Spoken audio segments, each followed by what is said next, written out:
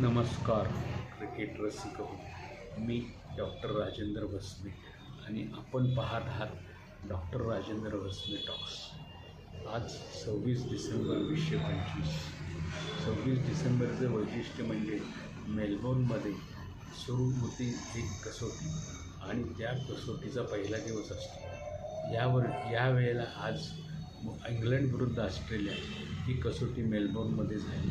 पहिल्या दिवसाचा खेळ संपला तेव्हा ऑस्ट्रेलियाचा दुसरा डाव सुरू झाला होता आणि त्यांनी 4 धावा केल्या होत्या। खरं तर पहिल्या दिवशी 20 बळी पडले या कसोटीमध्ये आणि ऑस्ट्रेलियाचा 152 वर ऑल आऊट झाला तर इंग्लंडचा 110 वर। या संघाची मजा अशी असते की आत्तापर्यंत इंग्लंडनं 3 कसोटी जिंकून ऑलरेडी ॲशेस जिंकलेला आहे। त्यामुळं या उरलेल्या 2 कसोटीत काही अर्थ राहत नाही। तरी पण इंग्लंडला आपल्या याची काळजी आहे, आपल्या उमेदीची काळजी ठेवण्यासाठी त्यांना ती जिंकावी लागेल। कारण काय, पुढची कसोटी सिडनीमध्ये असते, ती नवीन वर्षाला असते। 2 जानेवारीला नेहमी सिडनीत कसोटी सुरू होते, तर 26 डिसेंबरला बॉक्सिंग डे दिवशी नेहमी मेलबोर्नवर कसोटी सुरू होते। मेलबोर्न आणि सिडनी येथील कसोटी म्हटल्या की आमच्या लक्षात येते असं की आम्ही ज्या वेळेला 30-40 वर्षापूर्वी पाहायचो तेव्हा मेलबोर्न आणि सिडनी कसोटी टीम इंडिया निश्चितच जिंकायची।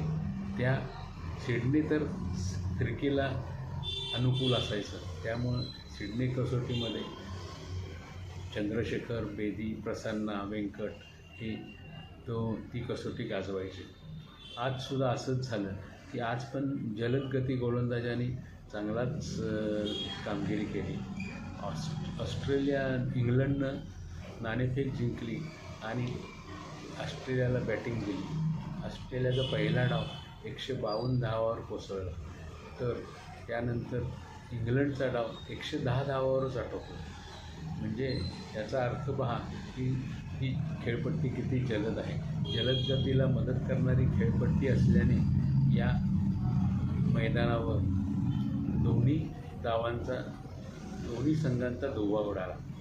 आता त्यामुळे ही कदाचित दुसऱ्या-तिसऱ्या दिवशीच कसोटी संपेल, कारण पहिली कसोटी 2 दिवसात, दुसरी कसोटी 3 दिवसात, अशा सगळ्या कसोटी मॅचेसचे जे काही चालू आहे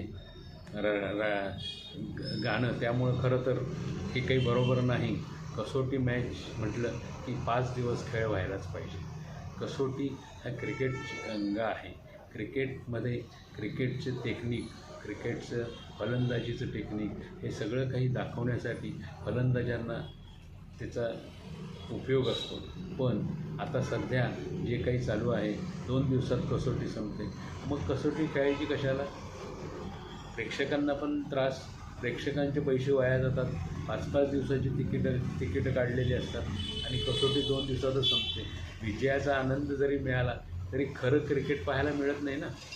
त्यामुळं कसोटी मॅच खेळताना चांगले खेळाडू, जास्त टिकणारे, तंत्रशुद्ध आणि टेक्निकल फलंदाज असले पाहिजेत, तरच कसोटीचे जीवनात राहील। नाहीतर कसोटीसुद्धा हळूहळू बंद पडायला लागेल आणि हे असं होऊ नये यासाठी सर्व क्रिकेट नियोजकांनी यावर उपाय केला पाहिजे।